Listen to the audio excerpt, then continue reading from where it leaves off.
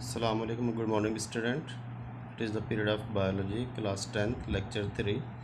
Today, our topic is gases exchange in humans. In humans and other higher animals, the exchange of gases is carried out by the respiratory system. The respiratory system is divided into two parts. First is the air passageway, and second is the lungs. Now we will discuss the air passageway.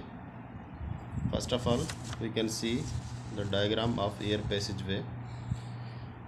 This is the system of respiratory system in humans. Here is first of all the nostrils, then come nasal cavity, then come oral cavity, then epiglottis, glottis, trachea, lungs. These are the parts of the air passageway.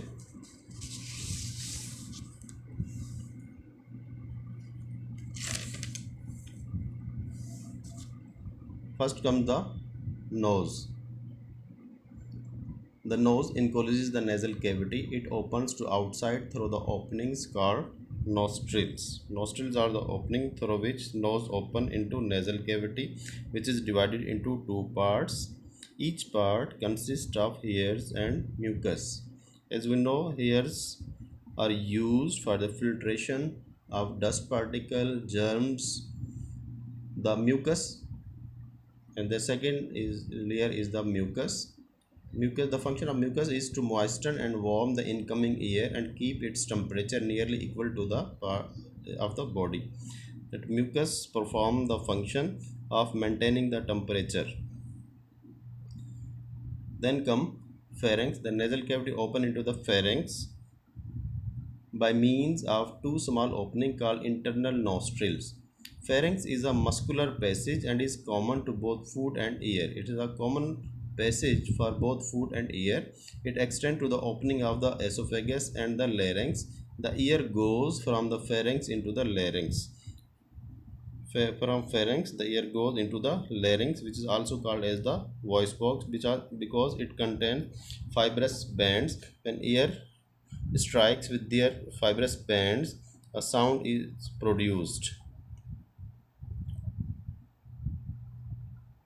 Below the voice box, at the top of the floor, is the glottis is present. Glottis is a narrow opening at the floor of pharynx which leads to larynx.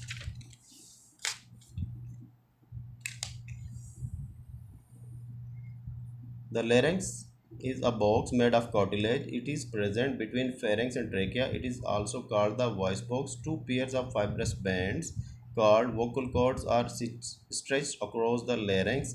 The vocal cords vibrate when the air passes through them. This vibration produces sounds.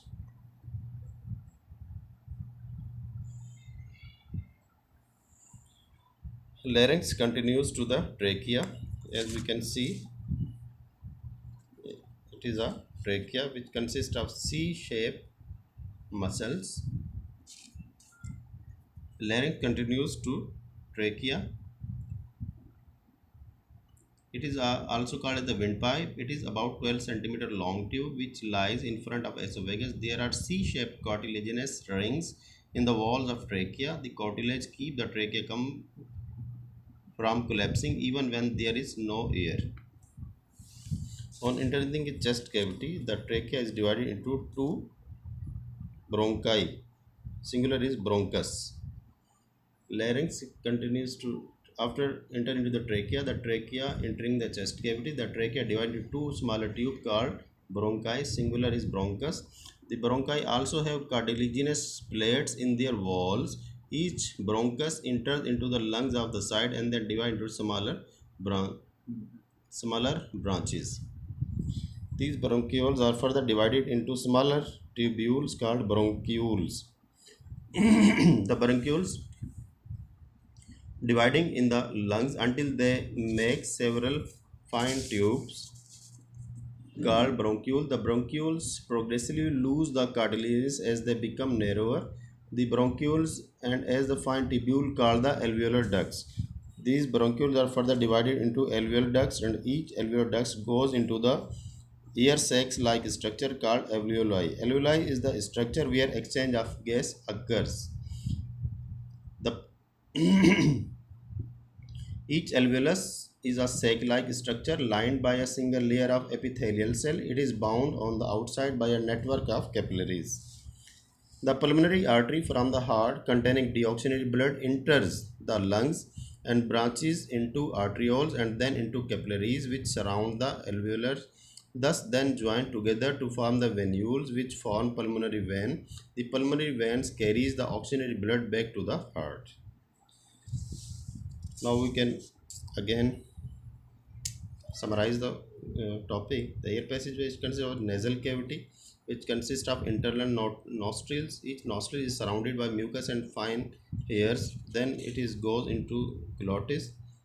Here is a flap-like structure is present, which is called epiglottis. It is present on. This is the esophagus. This is the trachea or windpipe. Epiglottis is present at the top of these two parts. When we inhale, the food pipe is closed, and when we eat any food, the this system, this respiratory system, yeah, this trachea is closed. Trachea is further divided into bronchioles, and each bronchiole further divided into bronchi. It is further divided into alveolar ducts, and each alveolar duct goes into these are the bubble-like structures called alveoli. Here exchange of gases occurs. This is the structure of air passageway.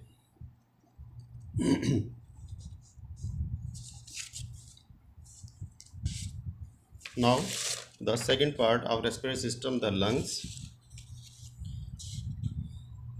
The lungs constitute alveoli. Alveoli makes lungs. There is a pair of lungs which is present in the thoracic cavity. The thoracic cavity consists of 12 ribs, 12 pairs of ribs, and the muscle between the ribs is called intercostal muscle. There is a diaphragm present below the lungs. This is the diaphragm.